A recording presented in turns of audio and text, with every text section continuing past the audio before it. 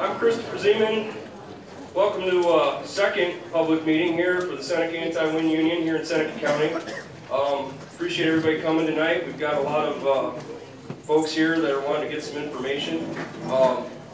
Basically what we got going on tonight, I've got a couple guest speakers that came up. I'll introduce those really shortly. But just give you a heads up here what we're doing. Basically, we're just trying to get information out to people. Apex Clean Energy is the big company that's out here, plus this Sustainable Power Group just showed up. They purchased a project from a company called Exelon, which was part of John Deere Renewable Energy. Their project is called Seneca Wind Farm. It sits in this area.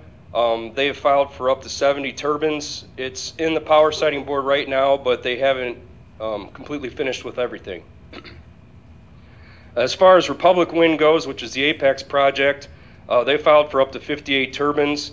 Power siting board has just approved that, and it's going into the next phase. We're waiting to see if they pay their application fee.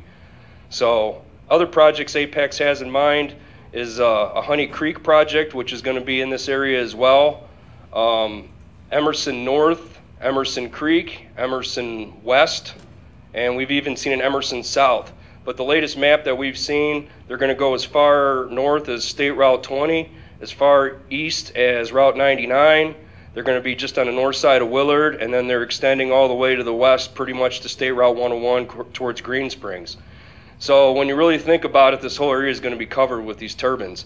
And as far as I'm concerned, this area here is going to be a test bed for, some of these larger models, because Apex has about 3 or 4 different models that they've proposed, and the one we think they're going to do is this 591-foot tall Vestas model. So to give you an idea on how tall that is, the Davis-Besse cooling tower is in the neighborhood of 490-something feet, and the Washington Monument is 555 feet. So if you get an idea on those two large-scale structures, that's what you're going to be seeing around your house. And I'm hearing horror stories of people down in this area that they're going to have 7 turbines around their homes. Currently, the state has a law that turbines have to be set back from your property line 1,125 feet. Some of the proposed changes, it's called the Dolan Bill, and that just got rolled into a bill called Substitute HB 114, and they would like to change the setbacks to where they'll measure not from your property line, but the nearest habitable residential structure. So in the case of Republic Wind, with the 591-foot turbines, that's measured 1,225 feet from the outside of your house plus blade length. So on their maps that are on the power siting board, you're looking at 1,449.5 feet. That's going to be the closest that thing could be to your house. From the property line, it's a 1.2 times the height of the turbine as measured from the base. So in the case of Republic Wind, you're looking at 709 feet roughly. So that's not something I want in my backyard. I'm sorry, but this area at night, you got crickets. They're talking in the sound studies that I've seen on the Power Siting Board's website, people could be experiencing sound as high as 40-something decibels. So, that's not something we're used to hearing out here. So we're hoping through everybody getting educated on this, and what we're trying to get out to people is our 2 main concerns are, 1, let's get the setbacks changed so that way they're safe, and 2, we have a right to a vote. The State Power Siting Board right now can rubber stamp this thing. They can rubber stamp this thing. I could have this whole building filled up with everybody. Every single politician could be on our side, but the Power Siting Board could rubber stamp this thing and put it through. And that's not right. So, and that's not the way our government's set up, and like I said, we deserve the right for a vote. So one of the things we're looking at is that we've got some senators out in the western part of the state that are proposed to give us the opportunity for that vote. It's called the Mccully Compromise. They're hoping to attach this to this SB 114 bill.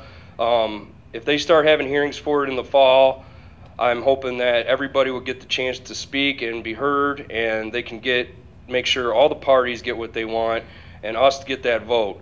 So we'll see how that turns out, but the commissioners will end up starting off with the vote, and then we will have a right to, if they were to say vote yes, we could get, say, 8% of the affected townships to override that vote, and then we could get this thing shut down. But it's going to be a lot of work. But I think with the amount of faces here tonight and what we've got going on with petitions right now, that shouldn't be a really tough chore for us to do. So we've already started kind of working on all that. Anyway, let's see here. Two guest speakers tonight. I have Kevon Martis. He's a senior policy fellow at the Energy and Environmental Legal Institute in Washington, D.C. And he is also the founding director of the Interstate Informed Citizens Coalition in Blissfield, Michigan. His group's a nonprofit group. They seek to protect utility ratepayers from economic harm and rural landowners from zoning abuse. He does a lot of lectures, including equitable wind energy zoning across the Midwest, and he regularly testifies in the economics of renewable energy in both Michigan and Ohio state houses. And Kevon is here tonight as a volunteer, just like the rest of us, so we're hoping to get some good information from him. Also speaking, we have Sam Rendazzo, who's a partner in a law firm in Columbus, and he deals a lot with public utilities, and he should be able to get us some good information as well. But real quick, I forgot to mention, just in our group, we're all volunteer, we're a grassroots group, so anybody is welcome to come on board. We can use the help. Group's going, we're up over 200 people, we're on Facebook. We've got plenty of visibility out there. Obviously with the signs, you can't turn down a road without seeing a sign. Traveling banners, 4x6 banners, we just got these. Anybody willing to, if you want to buy one, you're welcome to buy one. We can get you one printed. If not, you can host one. There's no charge for that. Let us know. One of the guys in our group handles a lot of that. He can hook you up and we can get you on the list. So those are going to be going around through the summer. Basically, we were going to be doing a lot of door-to-door this summer and kind of getting the information out. We want to specifically start hitting on Huron County because they're out there actively signing land leases right now with people. And one of the things I wanted to bring up is these good neighbor agreements. And what that is, to the guy that has 5 acres or 10 acres, okay, and then your property abuts up to a farmer that's got 500 acres, the wind developer may not be able to put the turbines up because your property's there. So they're going to send somebody local, probably, that's well known in the community. He's likely to knock on your door. He's going to offer what's called a good neighbor agreement, or however else they want to call it. Once you sign this thing, you're locked in. The document that I've seen, you are locked in for 7 years. If they do not build this project out, then the document is void. It's annulled. After that time, though, or before that time, if they do build, now it becomes a 35-year agreement. And that thing will apply to any developer that comes in. And just because there's no turbine after this project's done doesn't mean they could build another one later on or repower an existing one. And now you got a turbine that might have been 3 megawatts is now up to 5 megawatts with bigger blades because it got repowered. So that just depends on how that goes. But, you know, they're offering money anywhere from $500 to $1,500 a year for these good neighbor agreements. I don't think it's worth it. You're going to be accepting all of the problems that come with this, and you're not going to be able to do anything about it. Shadow flicker, noise, anything like that, you're not going to be able to do anything about it. And, you know, they've called us fear mongers here lately.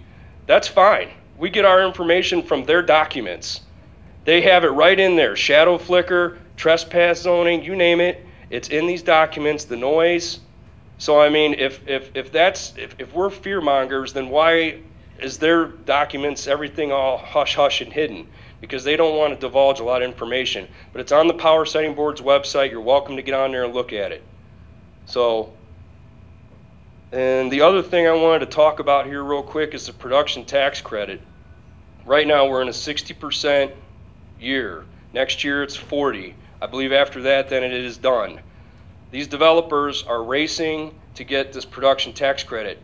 That is the economic stimulus for them. Probably they don't have enough money really to get this thing fired up right now. They want to get the leases, they want to get this approved through the state, and then once that's all done and they've locked in, they'll be able to fall under the start construction clause if they say order a turbine or something, and then they could wait a few more years and then finally develop this thing. Once they're locked in, the money's going to start rolling in. They're claiming Seneca and Sandusky County are going to be getting $1.8 million. Now Sandusky County will be getting of the 58 turbines. There's 4 up there, so they'll get some of that money, and then Seneca will get the rest. That's a drop in the bucket. I was doing the math using a formula for the production tax credit, and you're looking at $101 million over 10 years they're going to be getting just off of our tax dollars. So, I mean, I'll be glad to give that formula to anybody who wants it, but that's a lot of money. So what we're getting in return is nothing. And a lot of the farmers that are getting paid, they're not getting that much. And a lot of these people are absentee landowners, so I mean, they're going to get checks and it's going to be on our backs. So that's unacceptable. But I'm going to turn it over to Deb Hay real quick. She's also helping me here with the group, and I couldn't have pulled this thing off tonight without her. So real quick hand here for Deb. Thank you, Chris. So let me just ask a question. I've asked this before. How many people in here, raise your hand if you're concerned about wind turbines? Okay. How many people in here are in a proposed wind project and will be living within a proposed wind turbine by a mile? Raise your hand. And unfortunately, in Ohio, we don't have transparency in our regulation that allows the safety and operating manuals of these turbines to be submitted to the Ohio Power Sitting Board.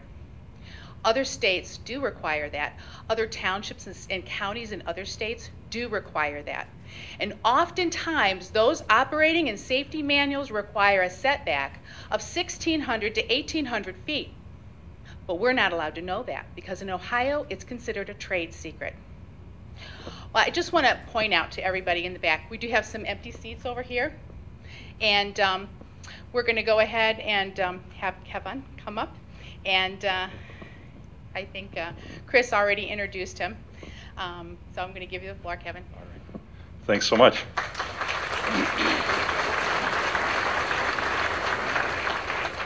Well, good evening. I'd like to say I'm glad to be here, but I'm sorry that it's this type of issue that brings us all together. I've been watching this up close since 2009 when I was a planning commissioner in Riga Township in Lenawee County, Michigan.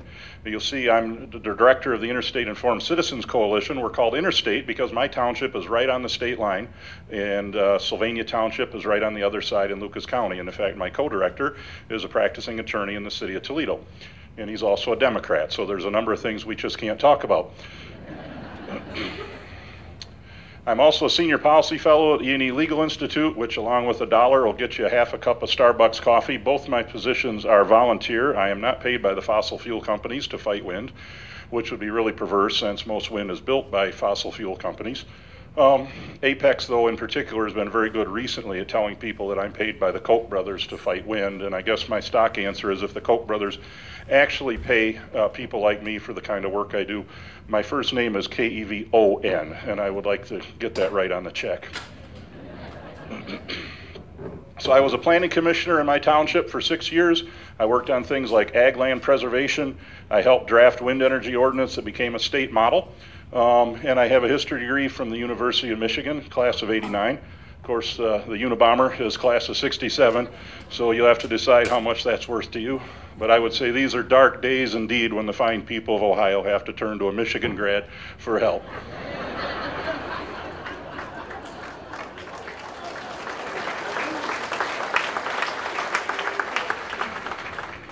So we'll just forget about November and move along. We've been trying to forget November for 9 out of the last 10 years, I can tell you that much. So for the record, we're a bipartisan group with supporters from the left and the right. Again, I'm not a paid lobbyist and I donate my time. Sometimes people will give me an honorarium, something like that, but I can't receive any pay from any donations that come to the IICC. We can just offset our expenses. I'm not a lawyer, Sam is. I do watch Law and Order. I'm not offering you legal counsel, and understand that I speak in states as far west as North Dakota, Missouri, Illinois, Indiana, Kentucky. This is the only state I ever have spoken in which doesn't have some kind of local county or township control of their wind zoning. So my talk is generally designed for communities who have some authority to regulate their own land use in this area. The issues I'm going to discuss in the event that the legislation goes forward in the form of the Mccully Member stuff, these are the kinds of things that I hope the Ohio legislators are aware of and things that I wish the Ohio Power Siting Board had been paying attention to the last number of years. It's already been explained that right now we have some property line setbacks in place. I think they're better than what we have in many communities. They're adequate to provide some good protection. I'll talk more about it in a minute, but I would certainly think it should be much stronger if we really want to protect neighboring landowners. I oppose the Dolan bill, but I don't vote here, so I guess personally it's none of my business. In the event that state regulations must be changed, I support moving regulation of wind development back to the townships, as is done in Michigan, given certain restrictions. For instance, conflict of interest. In Michigan, we have wind in 25 townships. There's been conflict of interest at some level in each of those 25 townships. And that's where we see wind getting built. So you want to have adequate protections that guard against leaseholding officials making your land use decisions. I also think you need to have some kind of referendum process. I think it should be mandatory. So let's set the ground rules here, because the wind industry likes to shift the goalpost into something that isn't really what we talk about in land use policy. They want to make a discussion like this about how noble, green, and beneficial wind energy development is. That's what they want a land use debate to be about. But that's not why we're here. The only issue before us is how do you safely place 50, 60, or even 70-story tall, noisy structures into a rural residential environment. Whether these structures produce green energy, extract oil or coal, or turn sows' ears into silk purses is absolutely irrelevant. Wind siting should be about separating conflicting uses of land and protecting health, safety, and welfare. Nothing more, nothing less.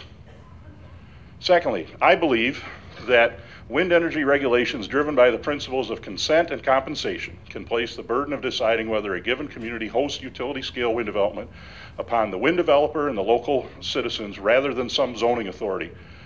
Because they allow a waiver and because the setbacks are at the property line under the current regime, the wind companies do have to negotiate with the neighbors to get the easements that they would need to build.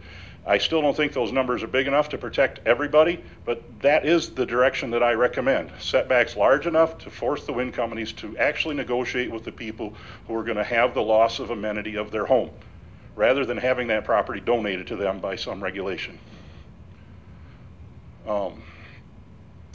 So I would normally just talk about zoning regulations, but because wind companies always talk about everything but health, safety, and welfare, I would be amiss if I didn't at least address some of their larger macroeconomic issues that they always raised as an effort to promote these projects. So let's look at a couple things. First of all, this much we know beyond a doubt. Ohio wind's resource is uncompetitive, grossly uncompetitive. It's arguably worse than Michigan's, which is also very uncompetitive. I'm not just pulling these figures out of thin air. This is National Renewable Energy Lab wind maps showing the relative strength of wind in these two states. Ohio's best wind is Iowa's worst. The net result is Ohio ratepayers, through whatever mechanism these fees are transferred to you, because you're deregulated in a way that Michigan is not, so I don't know everything about that. But the bottom line is Ohio has a permanent 2-to-1, maybe even 3-to-1 price disadvantage for wind energy generated here versus being generated in Iowa, and that's because of the fuel. The fuel wind is much stronger in Iowa than here in Ohio. In other words, if you take any of those turbines from the Blue Creek project and stuck it in the ground in Iowa instead of Van Wert County, you'd get twice as much electricity out of it each year for the same capital expense. And this purple line shows over time how much wind energy has been costing out in the prairie states. Curiously, I took the red line, and that information is from Michigan's power purchase contracts, and you'll see Michigan's red line is very expensive. And in fact, the latest project up here in Isabella County, Apex is trying to build another one in the northern part where the wind is even worse. But Detroit Edison has built their Pine River project there, and at $60 a megawatt hour, it has the distinction of being the most expensive published wind contract of 2016. Now, Ohio power purchase agreement prices have been harder to find, but First Energy declared bankruptcy or filed or whatever state they're at. And in the notes, we finally get to see what you're paying for Blue Creek's wind energy. I was not able to see these numbers until this. We see that right now it's about $61 and it's going to go up to $88 by the end of the contract. That's after a federal subsidy, the production tax credit, that Detroit Edison has valued at $30 a megawatt hour over 20 years. I think that's a little high. But for frame of reference, the wholesale value of electricity in PJM is between $25 to $30 per megawatt hour. So you can see you're far above market value, even after a subsidy that's worth roughly the wholesale value of electricity in the market. It would be like Kia giving to their auto companies the entire construction value of a car and allowing them to dump it into Ohio to compete against Chrysler. We would call that dumping. Wind gets a similarly outsized benefit, but it's not dumping. So if we're paying $60 to $80, maybe the latest ones in Ohio would be in the $50 to $60 range. We can see, for instance, that Apex's project in Oklahoma is at $21. Very poor value. Ohio wind is a very poor value. Put it this way, if 100% of all your electricity in Ohio came from Ohio wind, which is technically impossible, and all of it in Iowa or Oklahoma came from wind, your electricity would be at least 3 times more expensive, which would be really bad news for all your heavy industry. They would flee the state and go to some place with more competitive energy prices. So what about CO2? That's the next thing we hear. What about climate change? Well, people who think that climate change from man-made CO2 is a problem, and some people in my group think it's a tremendous problem, some don't, I'm agnostic. But the Obama administration calculated that the social cost of carbon, or all the economic harm from every ton of CO2 that's emitted, is valued at about $40 per ton. So that's the social cost of carbon. Now, remember President Obama had his clean power plan that was going to require us to build a lot of wind as one of the building blocks. And MISO, Michigan's grid operator, did a calculation, and we see that to reduce CO2 emissions with wind costs $237 a ton. So $40 a ton of economic harm, they want us to mitigate by 6 times the economic harm by building wind. It doesn't make any sense. And even guys like James Hansen, the father of global warming concern, says that wind and solar are never going to do it. Never going to do it. Too expensive and too hard to deploy. They decarbonized a couple European countries in 10 to 12 years with nuclear. I mean, if you're serious, if you think global warming and CO2 emissions are killing the planet, then you would crawl on your hands and knees on broken glass to Columbus and demand that we stop misallocating resources into wind development and compel the construction of many new nuclear power plants. So what about this one? I bet you've had this thrown at you. People just don't like change. Once the turbines go in, everyone realizes they're no big deal. Well, let's look at Huron County, Michigan. Again, you take a look at the wind resources, and you can see that Michigan's best wind is up here in the tip of the thumb, and Ohio only has tiny pockets of wind that anemic, because ours is still anemic even at its best. And Iowa, again, you have by way of reference. But because of the tip of the thumb there, wind has been a free-for-all in Huron County.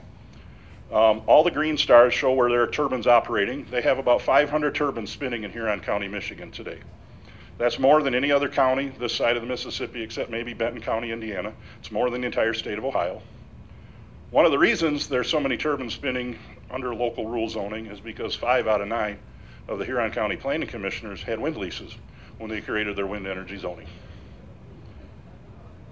In 2016, 3 Huron County townships faced even more wind development. Lincoln Township, up in the top, by Detroit Edison, and Sand Beach and Sherman by NextEra. This was very interesting. 4 out of 5 of the Lincoln Township trustees had wind leases. But even though they were going to get the big checks, they took action to remove themselves from county zoning in order to enact protective zoning of their own. They told the Huron County Planning Commission, we feel the Huron County has done our part as far as green energy. We feel that no additional turbines should be allowed in Huron County. They were going to get the big checks. And what was it? I know these people personally. They looked around, they saw the claims of the developers weren't accurate, they saw what it had done to their view shed from one end of the county to the other, and they said enough is enough. In fact, that was the campaign slogan, because what happened is we had 2 countywide zoning referenda and a couple township zoning referenda a year ago, May. The campaign was amazing. It went from the absurd. They shipped Detroit Edison's DTE Electrics division, their CEO Trevor Lauer, to Huron County for the last 2 or 3 weeks. I think he was exiled there. And so their campaign pitch was this: if Huron County voters would allow just one more wind project, they would never build another one in Huron County. Isn't that a little odd? We've given you all these blessings, and we probably promise we will never bless you again if you'll just give us one more. Honey, I promise I won't get drunk and hit you ever again. And it even got menacing. These postcards were sent around a couple of the townships, and in Sand Beach, these cards say, vote no on May 2nd to protect Sand Beach Township from costly lawsuits. That's NextEra threatening to sue the townships if you vote for strong zoning. It was no idle threat. NextEra did sue Almer and Ellington townships in Tuscola County. I know because they subpoenaed my information. Apparently, if you know Kevon Martis and have just met me or talked to me on the phone, you're now no longer a neutral arbiter and you're biased in some way that having a wind lease doesn't conflict you out as a township official. But I digress. So they threatened to sue you if you voted the wrong way. A Florida utility threatened to sue a Michigan township if you vote the wrong way. Well, the folks fought back, and I love these people. I know them personally. They are salt of the earth. No Koch brothers money, which I'm about to reveal. Campaign disclosures revealed that DT and NextEra spent $875,000 in PR in that battle a year ago, May. The folks spent $3,700. Well, what do we know about the political process? Big money always wins, right? Always wins. You can't fight the big money. Well, you can, 64 to 36%.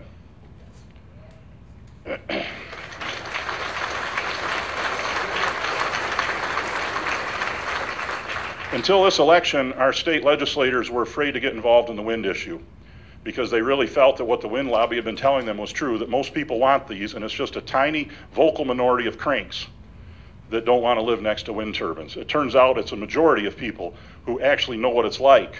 And it wasn't about the $3,700 that won the election for the folks, obviously. It's because there's no more effective anti-wind campaign sign than a 500-foot tall turbine you can see in the township next door. So, wind losing at the ballot box in Michigan despite lopsided campaign expenditures is not rare. By the way, if you watch in Indiana, I think they turned over the county board of commissioners in 5 counties in one election, all over the wind issue last month.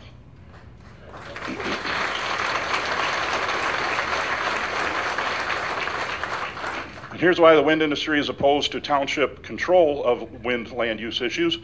Michigan's had 17 referenda where wind has been on the ballot in one form or another, and wind has lost 17 out of 17 times at the township level. Particularly interesting is Argyle Township right here. Invenergy was trying to build there. Invenergy spent $164,000 in PR in one township. They had people at the street corners in the middle little village, which would be much like, what's the village? Is it Omar? What's the little village to the north here? Not any bigger than that, standing at the street corner on election day handing out Invenergy t-shirts and hats. They still lost 53 to 47%. More than 40 Michigan townships and 3 counties have adopted strong zoning. The wind companies have left the thumb. They can't build there anymore. Multiple counties have said enough is enough. You fooled us for too many years. We're not going to take it. They're now in really pathetic wind resource places like the middle of the state because they're desperate to grab what's left of the money. Why does this matter here? Well, this is the reason, as I already said, that big wind doesn't want you folks to have a say in this. They know wind is decidedly unpopular with people who actually get to vote. And with 500 turbines in operation here on County, Michigan, is proof that people don't get used to it. They become ever more angry. So what about the money? The money is always the big selling point. Wind companies come to most communities, they try and lease up the policymakers, they try to get to the economic development people and county commissioners, and here's why. I mean, I do understand it.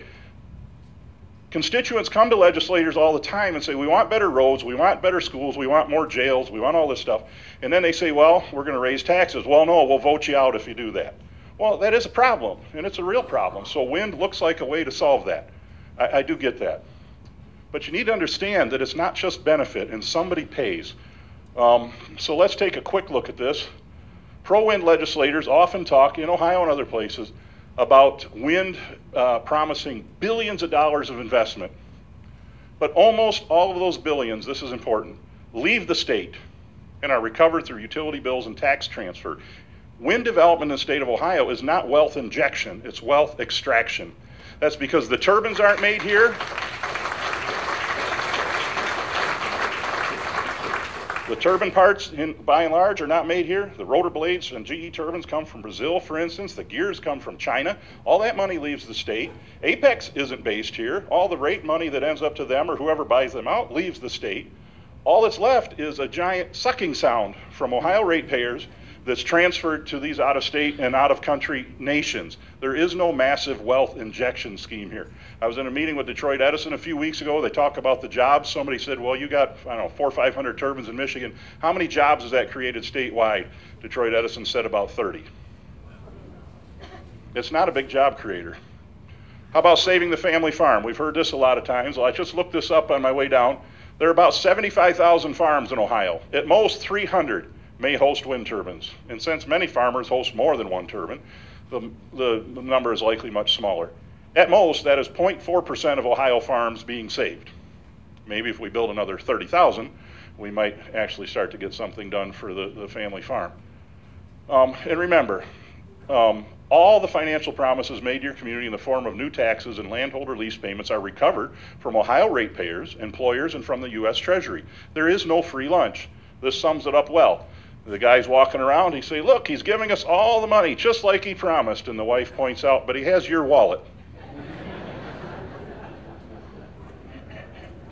Some people want to get rid of nuclear power. We know that Davis-Besse is on the chopping block, right? Let's say you want to get rid of this 900 megawatt nuclear reactor and replace it with wind. Well, you could. You just have to build 2 V100 turbines in every square mile from Port Clinton to Toledo down to Fremont and so forth. 2 in every square mile. But guess what? You wouldn't be done. You still need 900 megawatts of gas-fired generation for July and August when the wind just stubbornly doesn't blow. Put from a township perspective, 36 square miles of turbines like this will produce on an annual, have the potential for the average generation each year as a gas-fired generator that sits on a semi-trailer and you can hide inside your average dairy barn. 36 square miles versus this. In fact, did you know that every gas, coal, and nuclear power plant in the state of Ohio would fit inside just one Ohio township? Just one. And since wind turbines don't replace dispatchable generation, you're not going to close any of those and replace it with wind.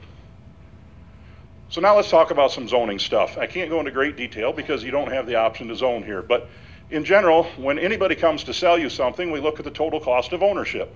You know, we look at the benefits and costs and try and decide what's best for us. So if you want to buy a car, it's pretty easy. We all have an idea about what kind of cars we like. Chevy fans, Chrysler fans, whatever.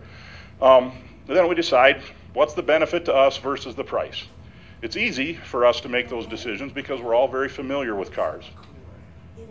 But a turbine's different. Now, some of you may have been to Van Wert. Some of you may see some of these turbines like at Whirlpool.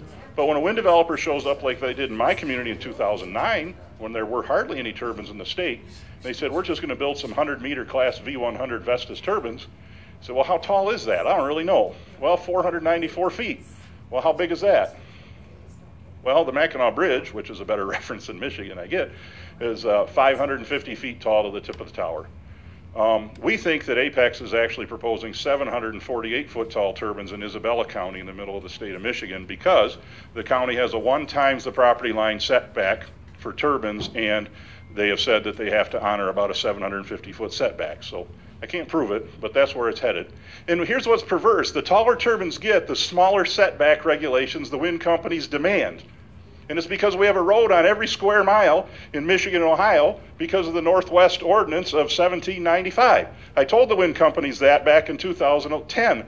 I said to the guy from Exelon, in fact, I said, now Doug, before you came to my township, or when you showed up, did I run around and build a bunch of houses on every square mile to make your life miserable?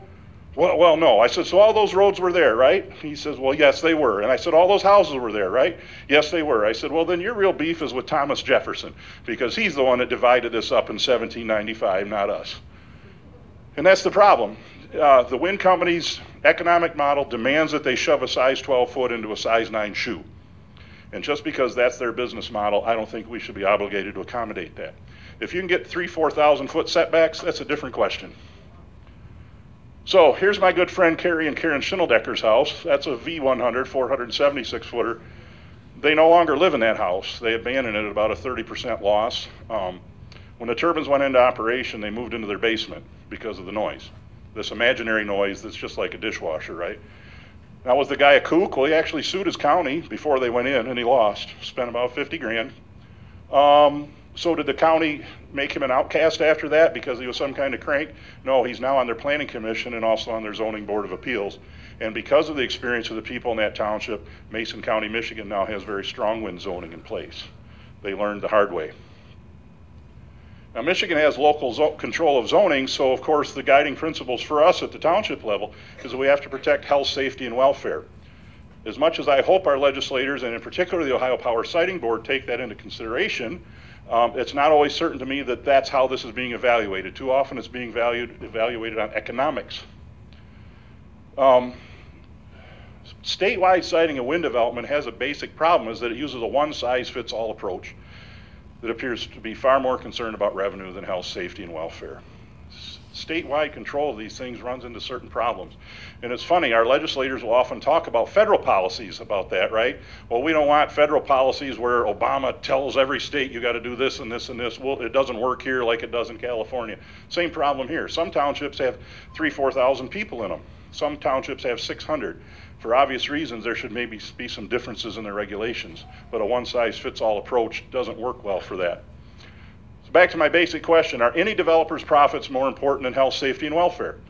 Are promised increases in tax revenue more important than health, safety, and welfare? Are so-called claims of private property rights more important? Are claims of green jobs? Well, no, none of those things matter. Health, safety, and welfare has to come first. Right now, those questions are answered for you in Columbus and not here locally. So now I'm going to talk about just a few of the impacts associated with pervasive wind development. The list of things that people want to regulate is as long as my arm. We just don't have that kind of time. I'm going to talk mainly about height, physical setbacks, and noise limits, and a little bit about property values. Typical developers are coming in at 500 to 600 foot height limit. It's getting taller. They want 45 to 55 dBA at homes, 1,000 to 1,320 foot setbacks to homes, 30 hours of shadow flicker, and 1.1 the setback to property lines and roads. So if you have local rule zoning, you realize that we regulate the height of structures all the time. In fact, most townships, like in Michigan, will have a height limit on houses of 35 feet. Is that because 50-foot houses can't be built safely? Well, no, we just decided we didn't want to see houses taller than 35 feet. Even though you might be 3/4 of a mile down the road from your neighbor, in other words, a 3/4 of a mile setback, you still can't build a 36-foot tall house because of visual blight, you see. A 500-foot, 600-foot turbine apparently would be reasonable at 1,000 feet. Local rule allows you to regulate wind like any other land use. You can restrict the size of things just because of appearance. You don't need peer-reviewed science that shows that a 500-foot tall device makes people sick to just say it's too big, I don't want to look at it. We do that with billboards, right? People regulate billboards all the time. The Michigan League of Conservation Voters dropped their ad campaign real quickly against billboards because they love wind, but they said, well, they're big, they have lights on them, they're distracting, and they harm property values. Huh. No kidding.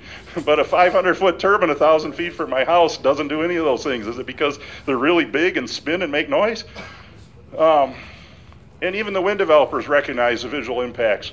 Every once in a while you catch a wind guy being honest, and this guy was, Steve Rawlings, who's the vice president of Detroit Edison, was giving a podcast on a local public radio station. And he says, certainly there are some pristine places in Michigan where you don't want to impact the viewshed. You take a situation like Leelanau County or the old Mission Peninsula here in our region. Certainly there are areas where it just, well, it would be perfect economic sense and perfect placement for utility turbines. We probably don't want them as a region here. Curiously, wealthy regions, if you know where the Leelanau Peninsula is, kind of by Traverse City, a lot of resorters, those very pro-renewable energy communities zoned wind out a long time ago with no fanfare, no argument. I'm guessing Cleveland suburbs would do the same thing in a big hurry. So, with respect to applying regulations to height, how tall is too tall? Well, if you had local control, your township could decide. Now, the wind companies told me back in 2009, heck, you won't even notice they're there. And by the way, that's only 390 feet tall. Now the wind industry is telling Ohio legislators and in the press a lot saying, well, we have industry standards for setbacks and Ohio's regulations are too strict. Well, this article came from the Wind Energy Journal in Denmark, 2016. Pro-wind, on their side, right, peer-reviewed, but they listed all these various setbacks around the world. And in France, it's a mile. And in Germany, it's a mile. Rural Manitoba, it's more than a mile. So there's another sources here, but it got really interesting for me. Illinois, a lot of them are around 1,500 feet.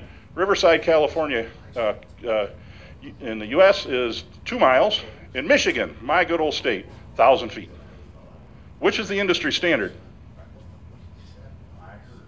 Now, somebody alluded to some safety manuals. The wind companies claim these are outdated now. Well, I don't know how they can be outdated. These turbines are still spinning. But But again, it says if runaway operation should occur, the plant must be evacuated immediately by running upwind, and access to the surrounding area of at least 1,640 feet should be restricted. Nordex, in case of a fire in the nacelle or on the rotor, parts may fall off the turbine. In case of a fire, nobody is permitted within 1,640 feet. Here's a 390-footer in DeKalb, Illinois. The folks there measured a 1,500-foot debris field. So they obviously have some idea when they publish these guidelines about what they're capable of.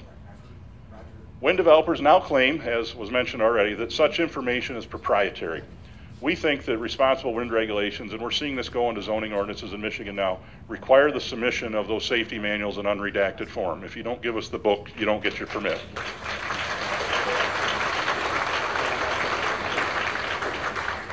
This is not a theoretical risk, by the way. Just a couple months ago, the skylight was damaged when ice flew off a wind turbine. Saw another article where a semi lost a windshield, I think, due to ice throw just this winter. So back to this paper, wind energy. Again, meets all the wind developers' requirements for being a reliable source. And they analyzed the throw distances of detached objects from horizontal axis wind turbines. So it's recent, 2 years old, it's published in the Wind Journal, Wind Energy Journal, pro-wind source, peer-reviewed. They said, it is found that under normal operating conditions, pieces of blade with weights in the range of 17 to 16 tons would be thrown out less than 2,300 foot for the entire range. And turbines operating at the extreme tip speed of 150 meters per second may be subject to blade throw of up to 1.2 miles. For ice throw cases, maximum distances of 328 feet, which is when they're not turning at all, to 2,000 feet are also possible. These simulations, red letters, can be useful for revision of wind turbine setback standards. There you go. The whole purpose of this document is to help guide you with setback requirements, and it's published by a pro-wind journal. Wind developers still demand 1,000 to 1,400 feet from neighboring property, from homes, not property lines. So here's the rub. Representative Bill Seitz, formerly Senator Seitz, he and I penned this piece, was in the Lima Journal. There's a phrase I coined on a phone call with a good buddy of mine. It's called trespass zoning. Now, when I used this phrase in a hearing in Missouri a couple of years ago, the wind company's lawyer said, well, Mr. Martis, isn't the phrase trespass zoning something you just made up? And I said, well, it is, just like the phrase good neighbor agreement. I said, in fact, counselor, I'm hard-pressed to think of a single phrase in the English language that somebody didn't first make up. So trespass zoning is the phrase we coined for this. By demanding that the setbacks be measured from a home on an adjacent property rather than from the property line, which is typical of all their land use regulations, the wind developer is in essence asking the regulatory body to grant them an easement or trespass privileges on unleased property. We call this trespass zoning. Now, wind developers object to the phrase easement in the zoning context. Well, it's not an easement, it's just a zoning regulation. Well, yet, if you sign an NextEra wind lease, you're signing a section that says effects easement. Owner grants to operator a non-exclusive easement for audio, visual, view, light, flicker, noise, shadow, vibration, air turbulence, wake, electromagnetic, electrical and radio frequency interference, and any other effects attributable to the wind farm or activity located on the owner's property or adjacent properties over and across the owner's property, and effects easement. Those are the same things they say are myths that don't really happen. Apparently in the mind of a wind developer, it is only an easement when they purchase the rights to do these things to your home. But when they can talk the zoning board or the OPSB into donating the right to do these things to your home, it's no longer an easement. Here's what we're talking about. If we listen to the wind company's demands, they typically ask for 1,000 to 1,320 feet to a home, even though the evacuation radius could be 1,640 or bigger.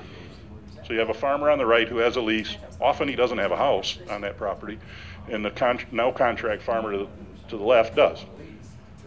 Now, even if you move the setback to the 1,640 to the house, these future development rights here are severely impacted because now you're inside the evacuation radius. And so if that farmer wants to build a house for his daughter who's going to take over the family operation, he's just lost a big chunk of parcel where he can do that safely with no consent and no compensation. I think at bare minimum, the evacuation zone, at bare minimum for raw physical safety, should at least be 1,640 the property line for a 500-foot turbine.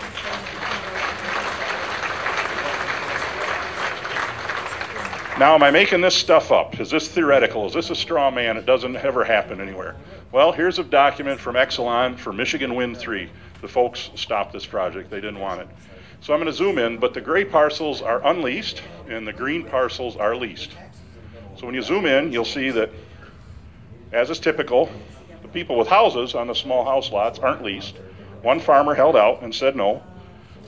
The guy with the leases doesn't have a house on the farm, so he doesn't live there. He or she doesn't live there.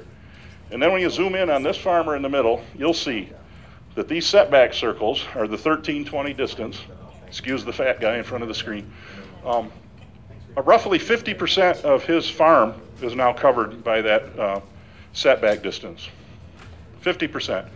This is not an isolated example. This is common throughout the project footprint. So what about my private property rights? Oliver Wendell Holmes said it well when he said, "The right to swing my fist ends where the other man's nose begins." My corollary is, if my development project requires me to repeatedly punch you in the nose, I should first get your consent and then compensate you for your broken nose.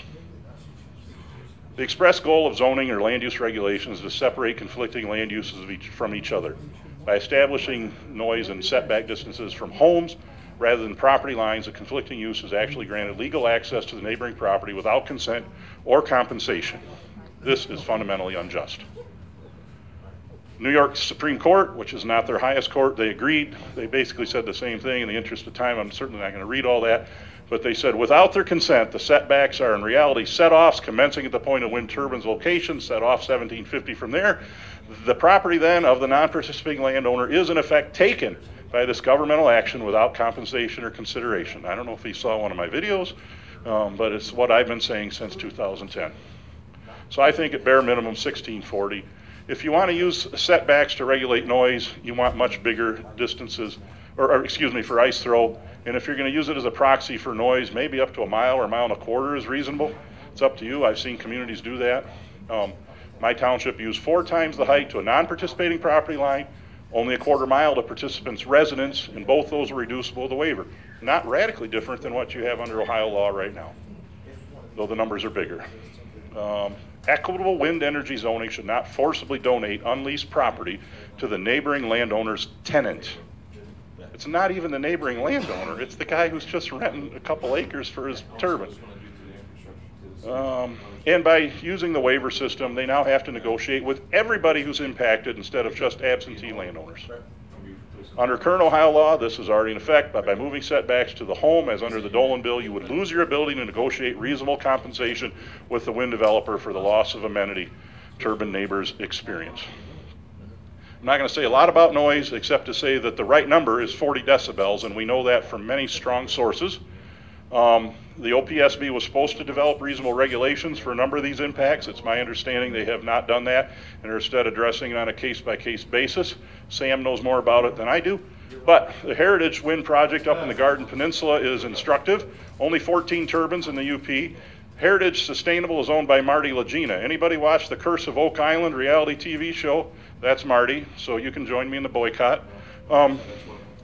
73 people living near these 14 turbines sent this petition in saying, we hear it over our TV, we can't stand the noise, it's driving us crazy. The place has been racked with litigation for a long time. It's a big ugly mess.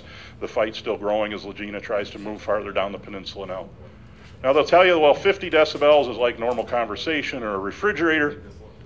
What they don't tell you is at night in your community you're hearing 20 to 25 decibels. So the numbers they're asking for is far higher.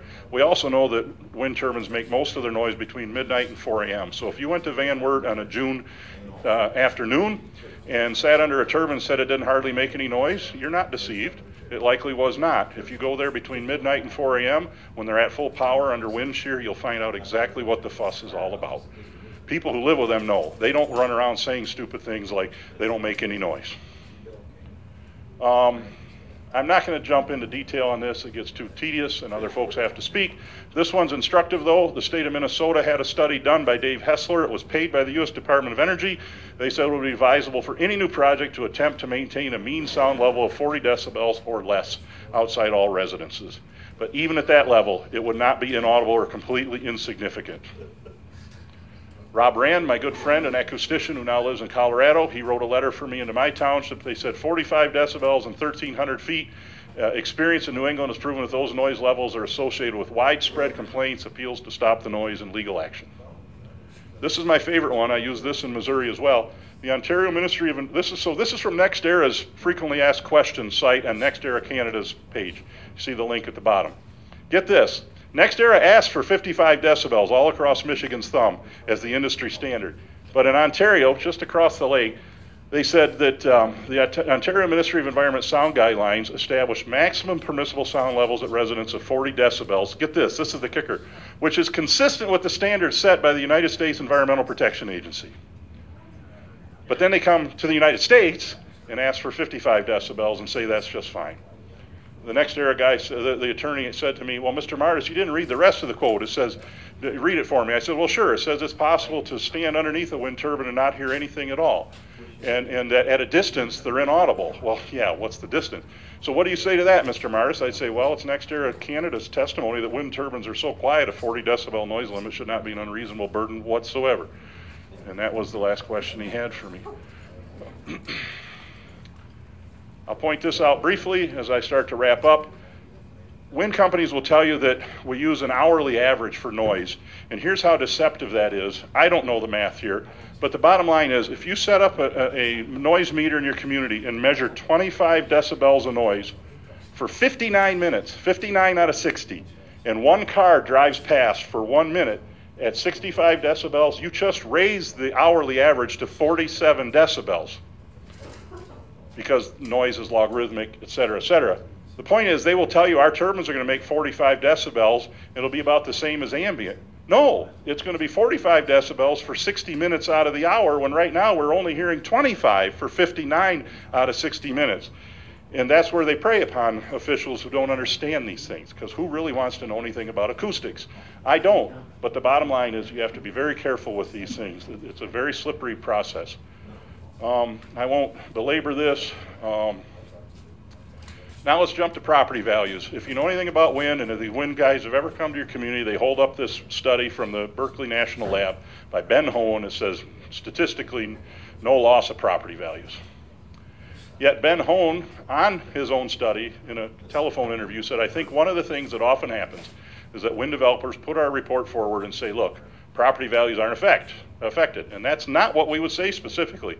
On the other hand, the wind companies have little ground to stand on if they say we won't guarantee that. When is the last time the wind company came in and held up the Hone report and then say, that's why we're going to offer a property value guarantee, because there's statistically no chance of us ever having to pay out on that. You know, they never say that. And there's only 3 studies that I'm aware of that show no loss of property values, and they're all funded in one way or the other by the industry. There's at least 11 studies that show a 14 to 59% loss, and the one is funded by that radical Koch brothers extremist Breitbart bunch of kooks, the London School of Economics, which showed 11% loss of property value. So it's just not crazy anti-wind people that come up with these things. So here's an interesting thing. I'm down to my last few. We know the wind industry finds the Lawrence Berkeley lab credible because they hand this paper out like confetti. And they basically say it's a U.S. government-backed gold standard statement of fact because it comes from the Berkeley National Lab. Well, Berkeley came out with another study this spring called a National Survey of Attitudes of Wind Power Project Neighbors, Summary Results. The data appears sound, but they dilute the data a whole bunch by checking with people within 5 miles of wind turbines about what their experiences are like living near turbines.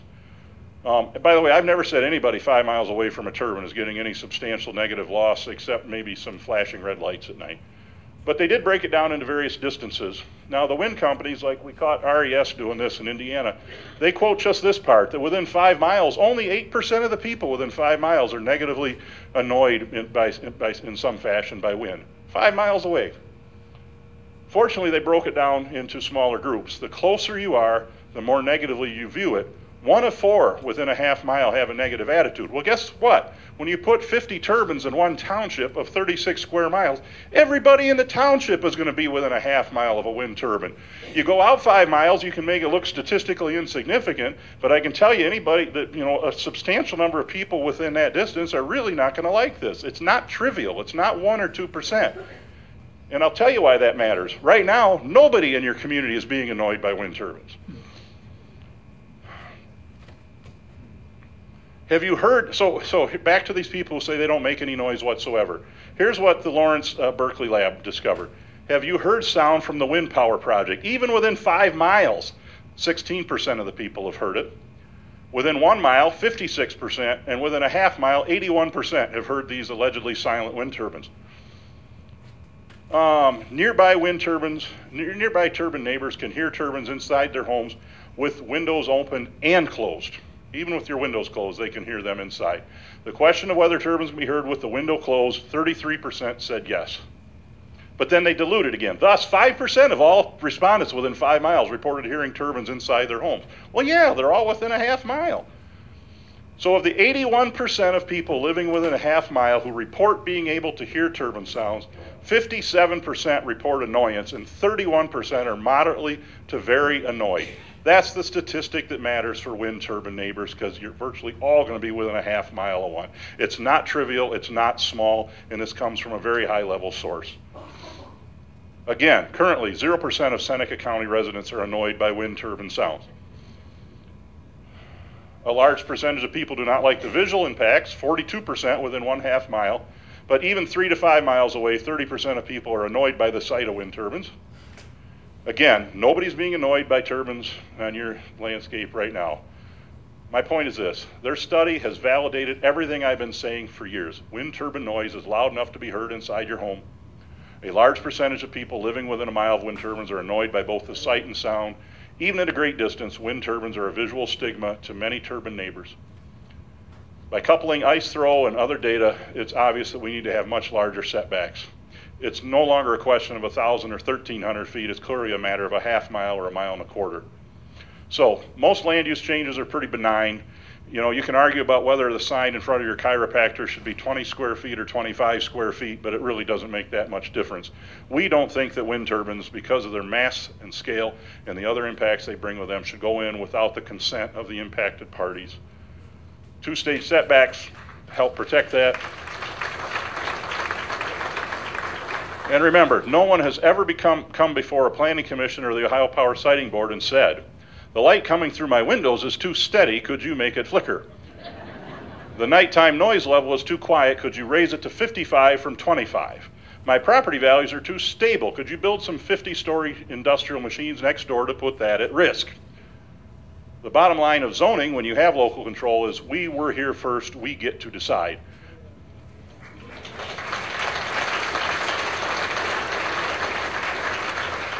But with state control of turbine siting, right now, unelected bureaucrats determine your land use future, and under the Dolan bill, it gets much worse. Only 2 types of wind regulations, and what Big Wind is pushing Columbus to give them is a statewide easement, a land grant.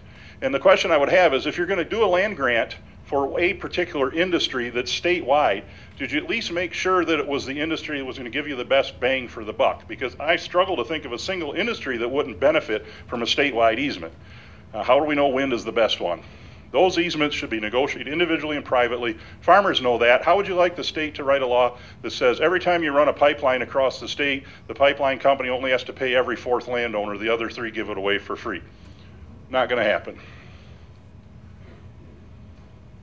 Okay, so if you think the recommendations I've made are important and you want to protect your communities, you must make your voices heard in Columbus. Normally we'd say talk to your township officials. Here you have no choice but to speak to the folks in Columbus. I would say that the current regulations should stay in place. They're adequate. If anything, they should be strengthened. Absent that, demand township control of wind zoning with a mandatory referendum. And that's all I have.